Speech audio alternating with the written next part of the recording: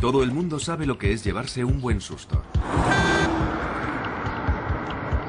Pues bien, imagínese cómo sería su vida si se viera atrapado por esa especie de miedo intenso sin razón aparente cuando menos lo esperase. Así se vive con un trastorno de ansiedad.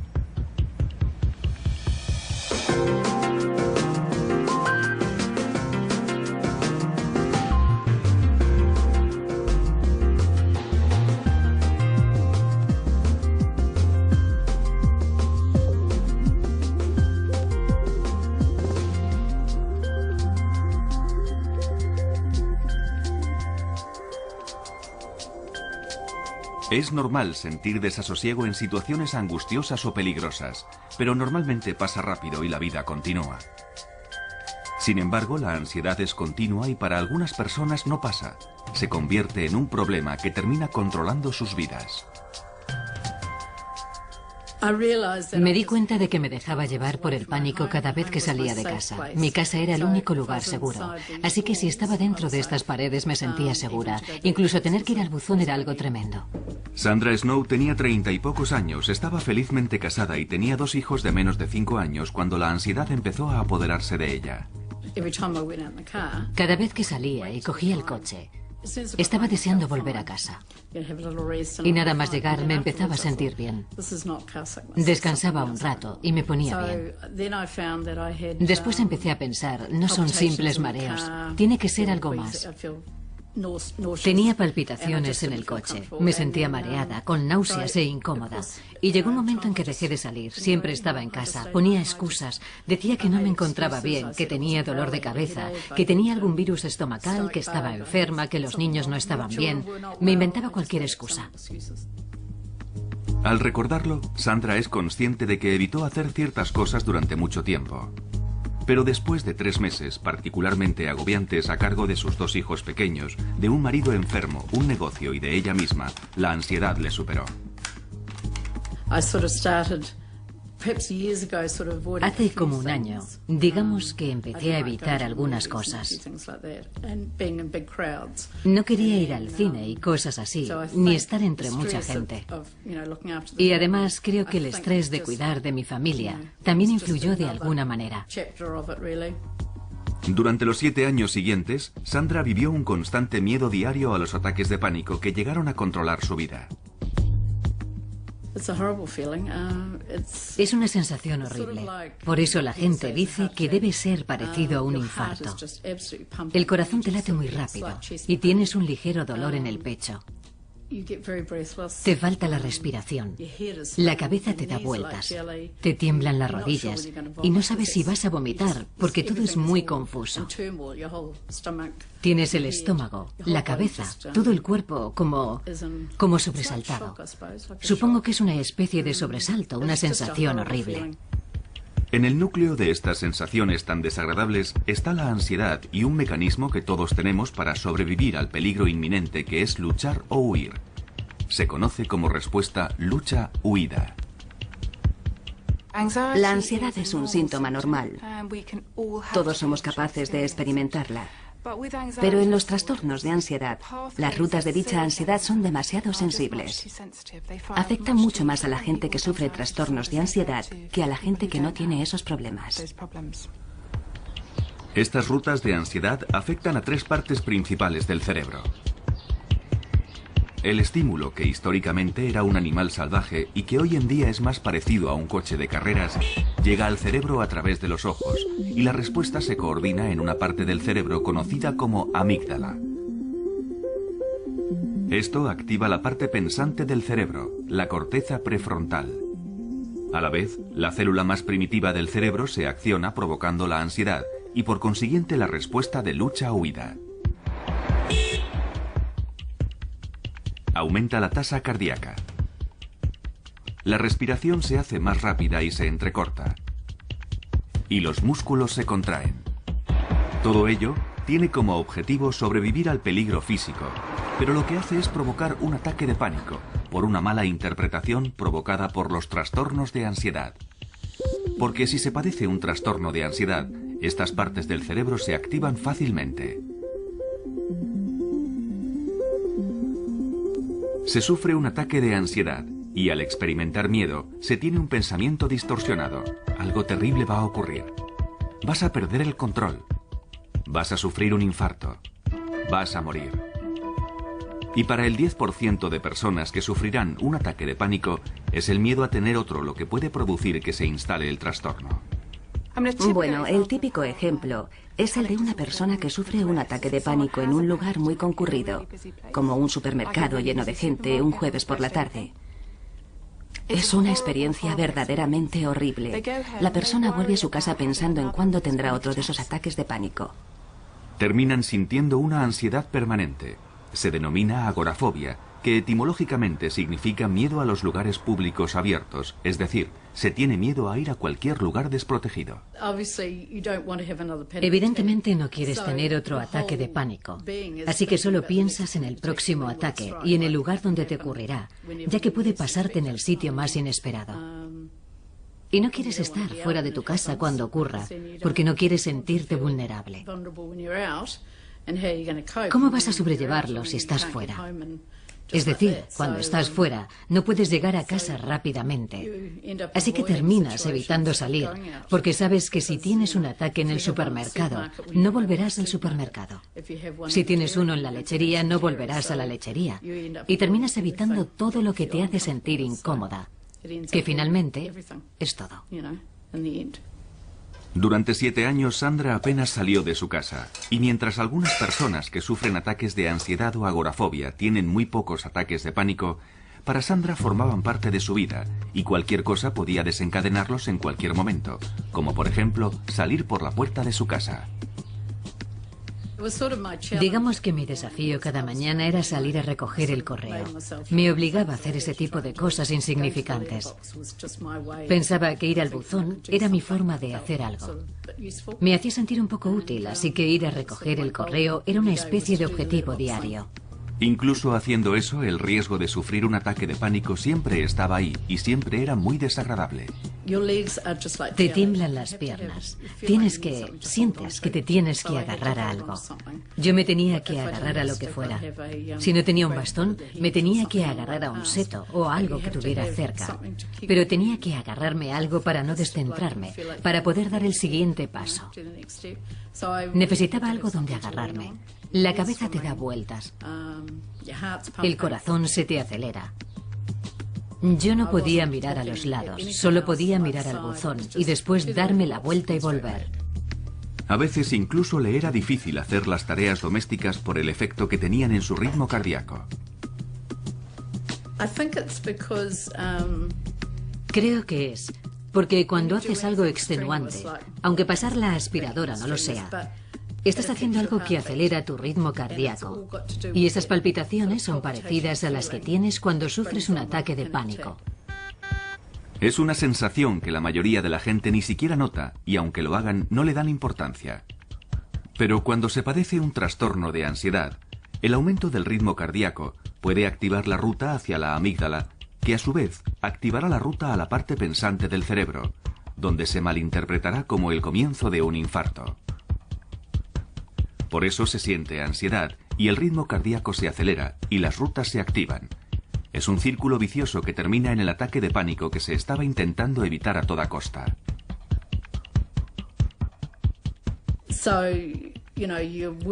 Así que cuando estás activa, sientes que tu corazón va a un ritmo diferente al normal. Y yo solo pensaba en eso. Y creo que por eso me sentía tan incómoda pasando la aspiradora. La cabeza me daba vueltas y no me gustaba esa sensación porque era muy frecuente. Me hacía sentir muy mal, así que la mayoría de las veces barría. Barrer era lo mío.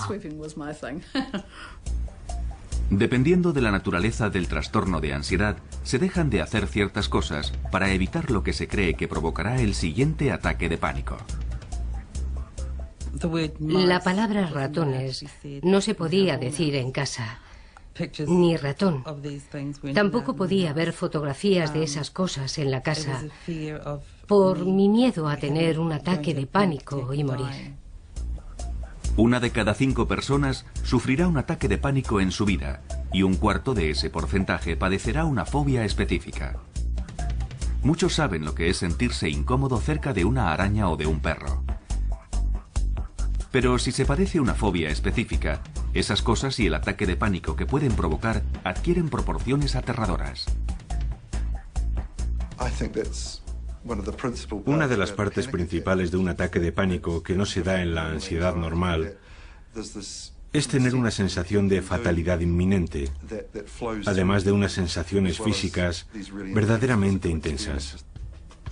Cuando Joyce Waddington tenía 20 y pocos años y 2 niños menores de 5 años, su enorme deseo por evitar más ataques de pánico superaba con creces los niveles de ansiedad normal. Bueno, mi paranoia llegaba al punto de pensar que había ratones en el tejado. Creía que había miles de ratones y que un día se derrumbaría y todos los ratones me caerían encima, por todo el cuerpo. Ver un ratón me matará, porque sufriré un ataque de pánico tan grande que moriré. Joyce era presa de una fobia totalmente desarrollada a los ratones, una fobia específica o simple.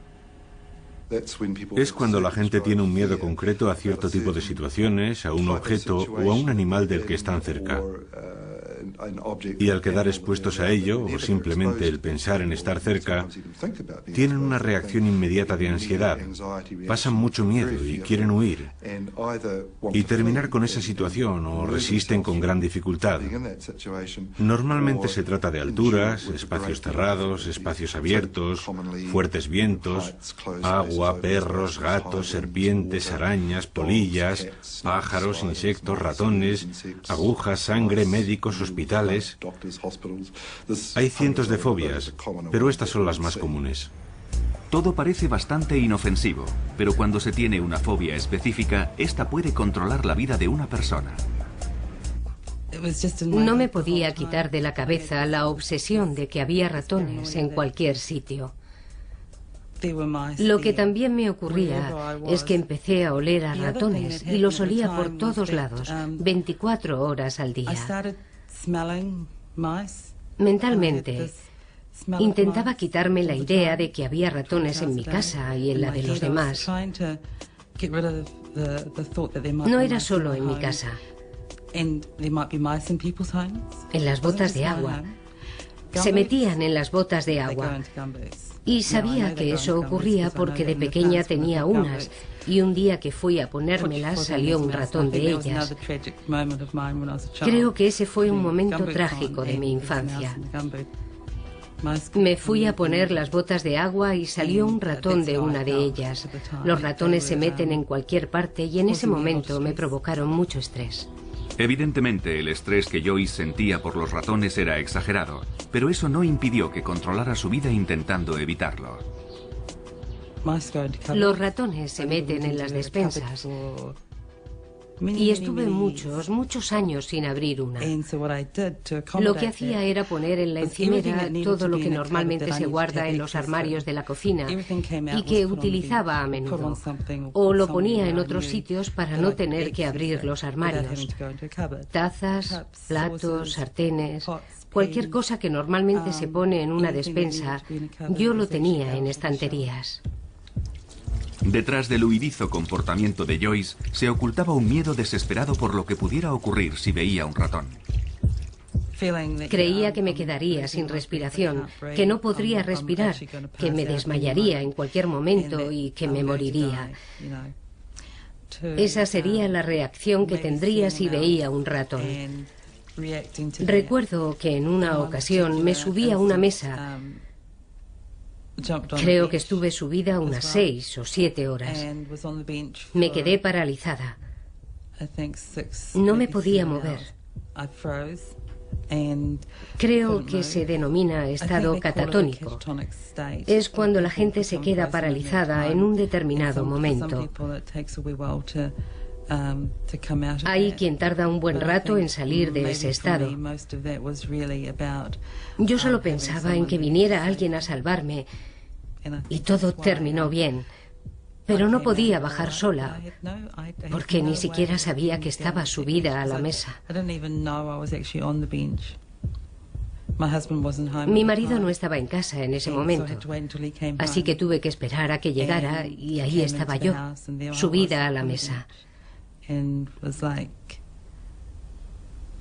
Y se quedó como diciendo, Dios mío, ahora me hace gracia, pero entonces no me hizo ninguna. En cualquier lugar, pero sobre todo fuera de su casa, el miedo a los ratones siempre acompañaba a Joyce. Nunca me sentía segura. Podía estar paseando por la calle y el miedo estaba ahí. No me sentía segura. De hecho, llegó un momento en que conocía mi casa, conocía todos los rincones de mi casa y me aislé mucho. Cuando salía no conocía las casas de otra gente, no las conocía. Joyce terminó por no salir para nada de su casa. Creo que debieron ser unos 11 o 12 años, quizás. No salía de casa. Era más fácil quedarme y no salir, estar en casa con mis hijos. Y sí, supongo que aislarme. El miedo de Joyce a los ratones era muy intenso y no había nada que su marido ni nadie pudiera hacer para que cambiara. El objeto de tu miedo se convierte en algo aterrador y se tiene que evitar a toda costa.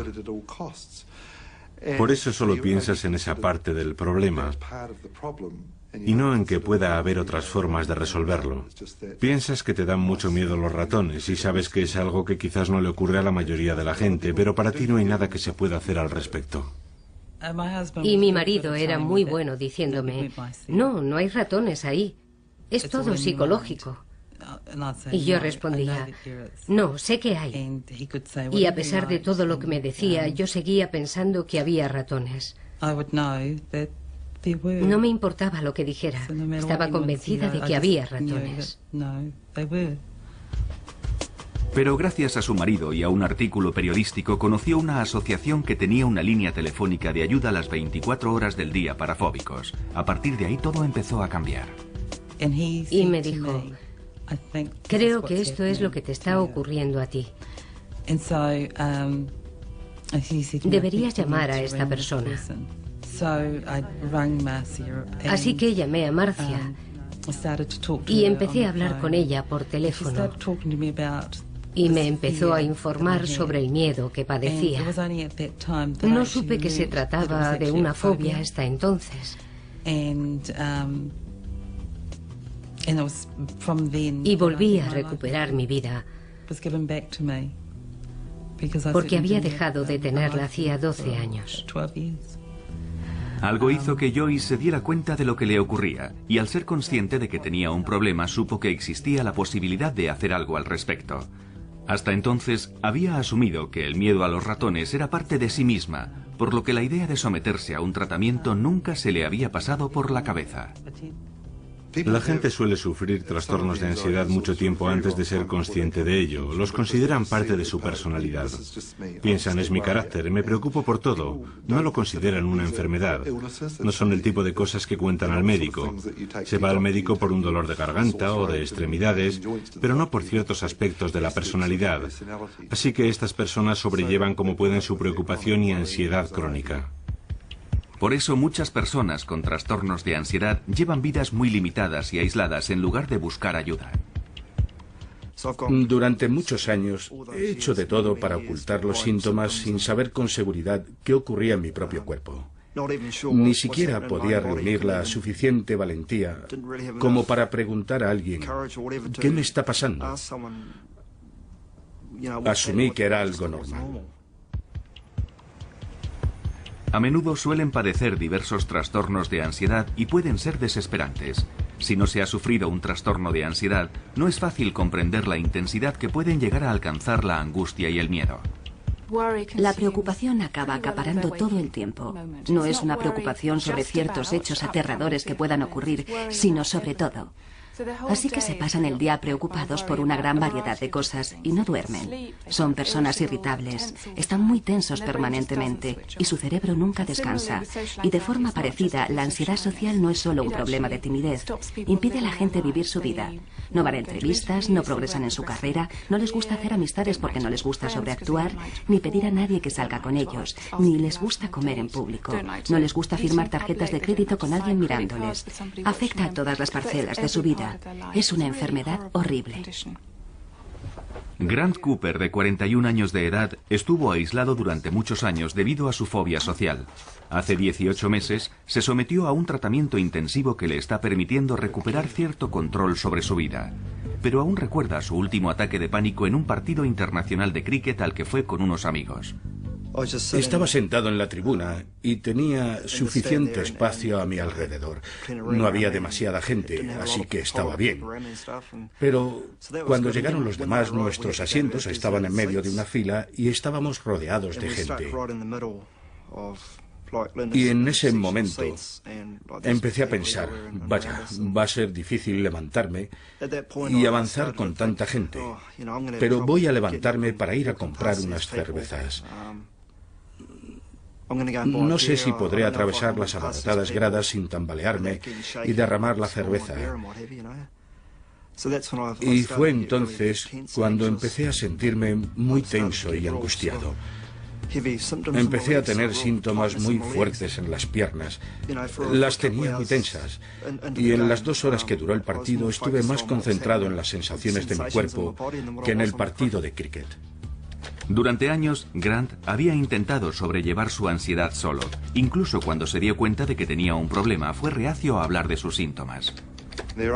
A menudo son enfermedades que se padecen en silencio. El trastorno de ansiedad generalizada se suele padecer durante 20 o 25 años antes de ser tratado. Esas personas viven con un exceso de preocupación. Y en algunos casos la fobia social se suele sufrir 10 o 15 años antes de que se trate. Ahora tengo 41 años. Y sí, ahora soy consciente de ello. He empezado a ser consciente de que tengo problemas desde los 13 años. Grant recuerda perfectamente el comentario del compañero de clase que le hizo sentirse angustiado por primera vez. Hizo un comentario sobre la forma en que yo andaba, sobre cómo caminaba entonces. Y sí, no sé qué estaba haciendo en ese momento, no lo sé. A veces siento que ando normal y otras veces creo que me observan. Y cuando me siento observado es cuando me pongo tenso y angustiado y se me agarrotan los músculos. A pesar de tener una infancia feliz, Grant fue un niño tímido y retraído. Recuerdo que era un niño nervioso y, bueno, también angustiado. Me daba miedo participar en muchos deportes y ese tipo de cosas. Era un niño muy callado y no me gustaba destacar. Pero padecer un trastorno de ansiedad no es simplemente una cuestión de timidez extrema. Las personas que sufren trastornos de ansiedad tienen quizás un tipo de personalidad subyacente muy sensible y angustiada, pero también tienen una afección que es más específica y que puede ser una ansiedad social, una fobia o lo que sea, o incluso una preocupación excesiva. Y nadie sabe en realidad por qué algunas personas desarrollan este tipo de trastornos y otras no. Es un curioso comportamiento del cerebro que no comprendemos totalmente. No sabemos por qué actúa de esa forma, si es debido a determinados percances durante la infancia, a algún tipo de vulnerabilidad genética. No sabemos por qué el cuerpo reacciona de esa manera peculiar, pero no tiene nada que ver con una posible debilidad. Estas personas no eligieron ser así, simplemente son así. Igual que otras personas que padecen otro tipo de enfermedades médicas. No es que sean más débiles, simplemente son así. Mala suerte. Los trastornos de ansiedad afectan al 20% de la población y si se tiene la mala suerte de ser socialmente fóbico, estar con otras personas se puede convertir en un verdadero calvario. Recuerdo que una vez, saliendo de casa, escuché unas voces en mi cabeza que me decían: No quiero ir, no quiero ir. Y era como si gritaran dentro de mi cabeza. Cheryl Freeman, una mujer felizmente casada y con 2 hijos que ahora estudia psicología, cree que su fobia social surgió de un trastorno de ansiedad generalizada que había comenzado 10 años antes. Llegó un momento en que me daba miedo hacer muchas cosas, sobre todo cosas relacionadas con la comida. No quería comer alimentos si no sabía cómo habían sido procesados. No quería ser la primera en comer algo. Me daba miedo que algo estuviera envenenado. Y también ir al baño. Recuerdo que en una acampada tenía miedo de que alguien hubiera podido envenenar el papel higiénico. Algo bastante irracional. Por esa época, Cheryl tuvo uno de sus extraños ataques de pánico. Había comido unos frutos secos y empecé a sentir que me hinchaba. Aparte de que uno se hinche por dentro, yo creía que me estaba hinchando por fuera. Así que me fui a mirar en el espejo y me miraba y me volví a mirar y empecé a notar los síntomas. El corazón se empezó a acelerar, así que llamé a una ambulancia y me llevaron al hospital. Me conectaron a un monitor cardíaco y mi corazón iba a 100 por hora. Me asusté mucho. Creía que me moría. Cuando tuvo el siguiente ataque de pánico, el trastorno de ansiedad de Cheryl ya se había convertido en una fobia social. Me daba miedo ser juzgada y criticada por otras personas. Sentía que todo el mundo me miraba, que no era lo suficientemente buena. Ese miedo a lo que otra gente pudiera pensar de ella le provocó una grave reacción física. Si íbamos a algún sitio donde hubiera más gente, pensaba, no les gusto, no les gusto. Y empezaba a tener un ataque de pánico. Era muy duro, porque sentía un dolor muy fuerte en las piernas. Temblaba. El corazón se me disparaba. Perdía totalmente el control y mi marido terminaba llevándome de vuelta a casa. Y si pasábamos por el hospital, yo le decía, creo que deberíamos parar para que me examinen. Y él me decía, no, es solo eso, estás bien. Y después llegaba a casa, me tumbaba en la cama y tenía mucho miedo de que eso me terminara matando. Los trastornos de ansiedad pueden provocar ataques de pánico o no. Sin embargo, cuando la persona se ve en la situación que teme, sufrirá uno. Un fóbico a los ratones, al enfrentarse a un ratón, tendrá un ataque.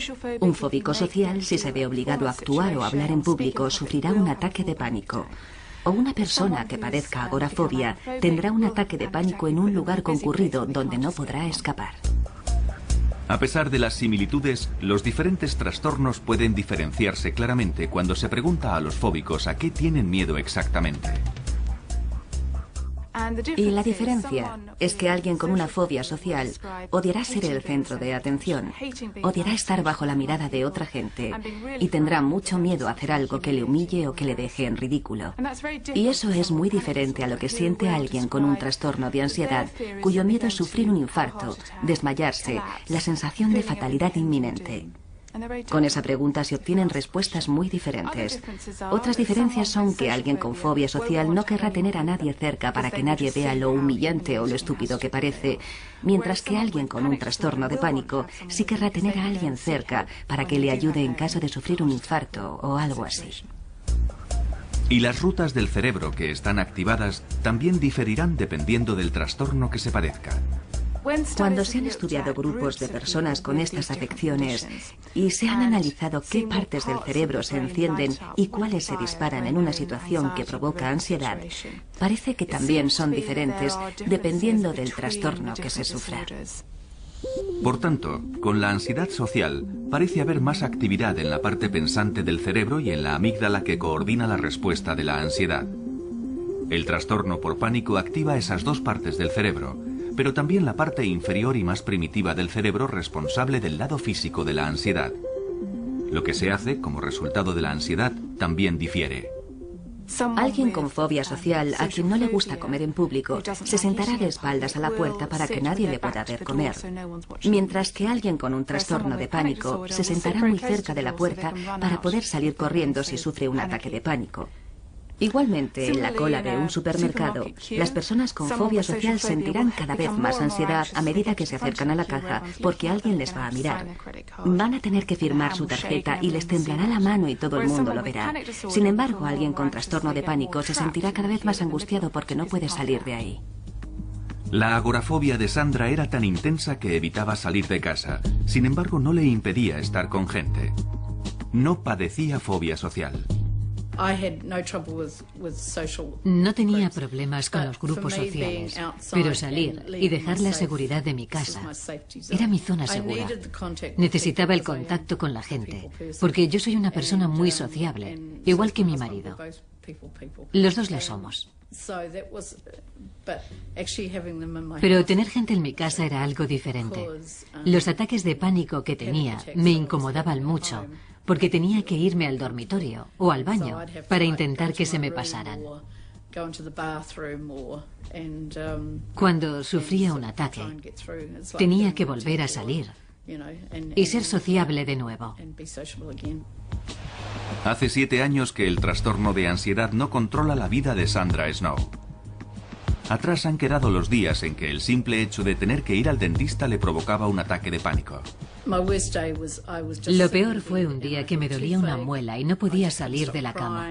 No podía parar de llorar. Sentía mucha pena de mí misma. Nunca tuve ganas de suicidarme. Nunca quise acabar con mi vida, pero sentía que ya había tenido bastante. Y fue entonces cuando llamé a la Asociación de Fóbicos. Sandra habló con alguien que había pasado por lo mismo que ella, y eso fue muy tranquilizador. Me explicó lo que yo estaba sintiendo. Le dio un nombre. Yo no era estúpida, no estaba loca. La gente cree que cuando se tiene una enfermedad mental, se está loco. Hay muchos prejuicios en torno a las enfermedades mentales, y yo también los tenía, pero eso era antes. Evidentemente ahora no los tengo.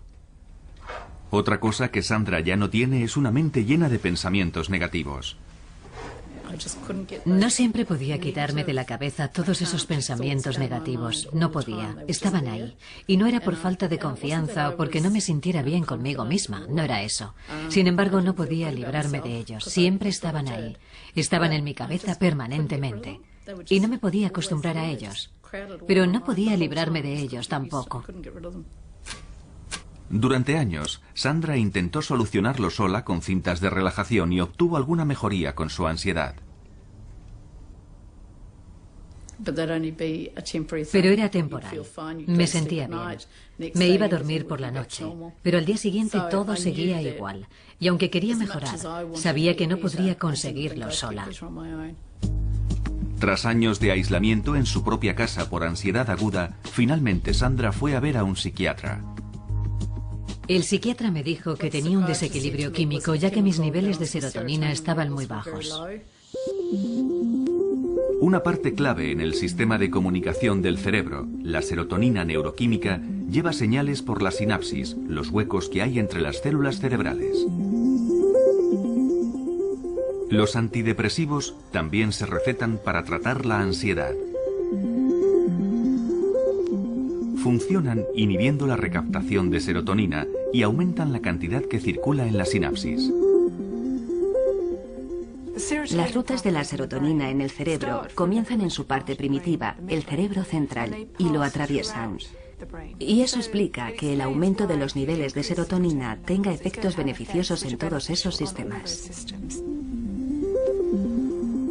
Sandra no estaba muy convencida acerca de la medicación. Estuve llorando todo el camino de regreso a casa, pero sentía que era lo correcto. Sentía que estaba haciendo algo positivo y en el fondo me sentía bien. Y a pesar de que no fue fácil al principio, la vida de Sandra empezó a cambiar lentamente. Las primeras 2 semanas me sentía fatal, no me sentía bien y pensaba, ¿habré hecho lo correcto? Y después, poco a poco, empezó a apetecerme salir. Sentía que podía hacerlo y no me encontraba enferma ni incómoda. Poco a poco empezamos a dar pequeños paseos en coche, caminando por el barrio, y todo se fue arreglando. La medicación es uno de los dos tratamientos principales para los trastornos de ansiedad y a menudo se combina. El segundo es una forma de psicoterapia conocida como terapia cognitiva del comportamiento. Creemos que la terapia cognitiva del comportamiento rompe las rutas que afianzan y establecen estos trastornos. La terapia cognitiva del comportamiento actúa desde la corteza prefrontal hacia abajo para neutralizar las rutas afectadas por los trastornos de ansiedad. Una parte de dicha terapia es aprender a conocer los síntomas y romper el ciclo de ansiedad antes de que éste se produzca. Es duro, porque cuando te das cuenta de que estás angustiado, tu respiración se acelera automáticamente. Y claro, es muy difícil percatarse cuanto antes y decir, vaya, estoy teniendo ansiedad. Necesito concentrarme en la respiración. No se puede controlar sin que la gente se dé cuenta de que le está pasando, y eso ralentiza mucho las cosas. Pero cuando las cosas se tranquilizan, los síntomas empiezan a desaparecer. La terapia cognitiva del comportamiento también rompe las rutas de ansiedad intentando influir en cómo uno se siente. Las emociones son experiencias muy fuertes y también relativamente primitivas. Las emociones hacen trabajar a una parte del cerebro conocida como sistema límbico, y aprendiendo a controlar la manera de pensar, se pueden controlar de alguna manera las emociones y los síntomas físicos de la ansiedad. Un fóbico social, cuando está entre gente, piensa que todo el mundo le observa y odia ser el centro de atención porque está convencido de que va a hacer algo verdaderamente embarazoso. Con la ayuda de la terapia cognitiva del comportamiento, se aprende a tener un punto de vista más realista del mundo y a darse cuenta de que no se es el centro de atención. Al principio es duro. Sí, es duro. Pero cuando empiezas a desafiar a los pensamientos negativos, estos dejan de ser tan fuertes. Empiezas a estar por encima de ellos, pero al principio sí, sin duda alguna tuve que escribir muchas cosas y retar a mis pensamientos negativos con pensamientos positivos. Estas mismas técnicas ayudaron a Cheryl Freeman a escapar de la angustiada vida que llevaba, intentando evitar todas las situaciones que le pudieran provocar un ataque de pánico. La forma más fácil de impedir un ataque de pánico era evitar las cosas que me daban miedo. Y básicamente empiezas aquí. Te da miedo algo. Así que estás aquí y tu pequeña caja se hace cada vez más pequeña hasta que tu vida es así. Y mientras estés dentro de esa caja pequeña, estás completamente bien. No es una gran vida. No hay muchas cosas de las que disfrutar. Los estudios han demostrado que tanto la terapia cognitiva del comportamiento llevada a cabo correctamente como la medicación son tratamientos eficaces para el 60 o el 70% de la gente que padece trastornos de ansiedad. La terapia cognitiva fue una parte esencial en la recuperación de Cheryl, ya que le ayudó a superar su dependencia. Tienes que intentar volver a confiar en tu forma de pensar. Y hasta que lo consigues, utilizas el pensamiento de otras personas.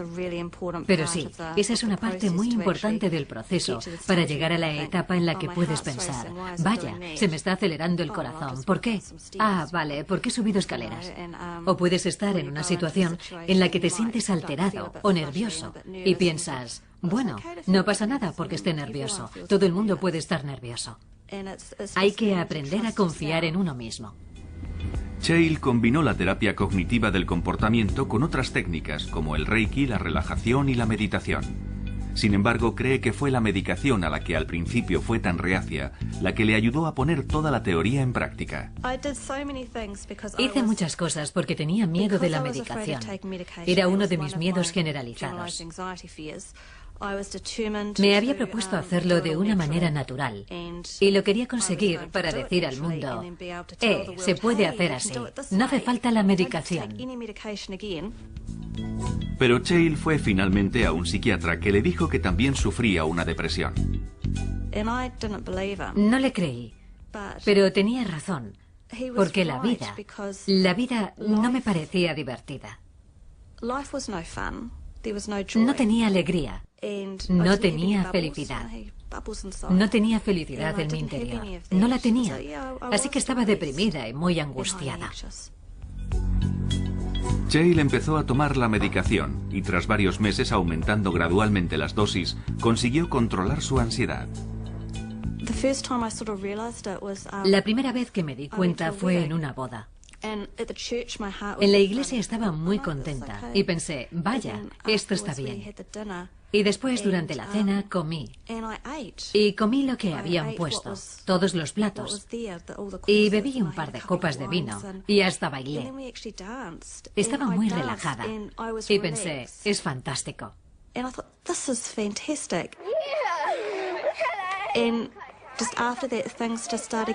Y después las cosas empezaron a ser más fáciles. Y supongo que uno no se da cuenta en realidad. Es decir, no piensas todo el rato, vaya, lo he vuelto a hacer. Pero siempre te emocionas un poco. Piensas, sí, lo he hecho. Puede que a veces las cosas no salgan bien, pero tienes que pensar, de acuerdo, es un paso atrás. Pero con el tiempo, los buenos momentos empiezan a superar a los malos. Y llega un día en que deja de haber malos momentos. Dependiendo del trastorno de ansiedad que se padezca, otro posible tratamiento es la exposición gradual al objeto del miedo, lo que se conoce como terapia de exposición gradual. Forma parte de la terapia cognitiva del comportamiento y Joyce Waddington se estaba sometiendo a ella sin darse cuenta. Parte del mensaje de la terapia cognitiva es que no va a matarte. Es desagradable, lo reconocemos, pero se puede aprender de ella y te puede enseñar técnicas para aprender a tolerar y a sobrellevar estos sentimientos. Al obligarse a permanecer en esa situación, el cuerpo se acostumbra a estos intensos sentimientos de miedo y ansiedad. Y no empeoran, sino que finalmente desaparecen. Y con cada exposición, la calma llega más rápidamente. Confeccionar ratones de trapo fue la terapia de exposición gradual de Joyce, y el primero fue el más difícil. Me sentía como si estuviera haciendo un ratón de verdad. Como si fuera un ratón verdadero. Creo que hasta tuve palpitaciones. Fue extraño ponerle la cola porque me parecía una cola de verdad. Cuando lo tuve entre mis manos, no quería volver a tocar un ratón nunca más. Tener un ratón entre mis manos. Creo que ese fue el peor momento. Pero con el tiempo fue cada vez más fácil. Me hice muy creativa y empecé a confeccionar otros animales también. Y a partir de ahí, mejoré mucho. Joyce ha recorrido un largo camino desde que hizo su primer ratón de trapo. No recuerdo cuándo sentí que empezaba a mejorar, pero un día no noté ese olor. No tenía el miedo de antes.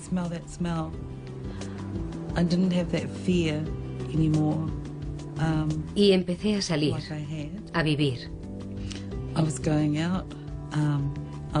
Podía conducir.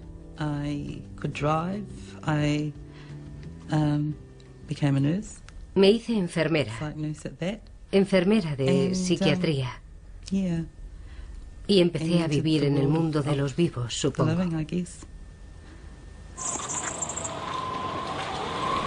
En la recuperación de Grant Cooper también influyó una exposición gradual a sus situaciones más temidas.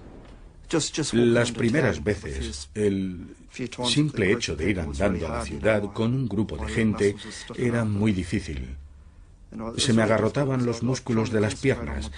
Era muy difícil porque intentaba concentrarme en mi respiración y en todas las cosas que había aprendido. Pero era muy difícil hacerlo todo al mismo tiempo. Pero sí, como he comentado, cuanto más lo hacía, más fácil era. Y después hice muchos ejercicios yo solo, como caminar por mi barrio o ir a la parada del autobús y ese tipo de cosas que normalmente evitaba hacer. Sin prisa pero sin pausa, Grant está retomando la vida que la mayoría damos por supuesta. Nunca me recuperaré totalmente, pero por lo menos puedo controlar la ansiedad. He podido retomar mi vida y estoy deseando volver a trabajar en el futuro.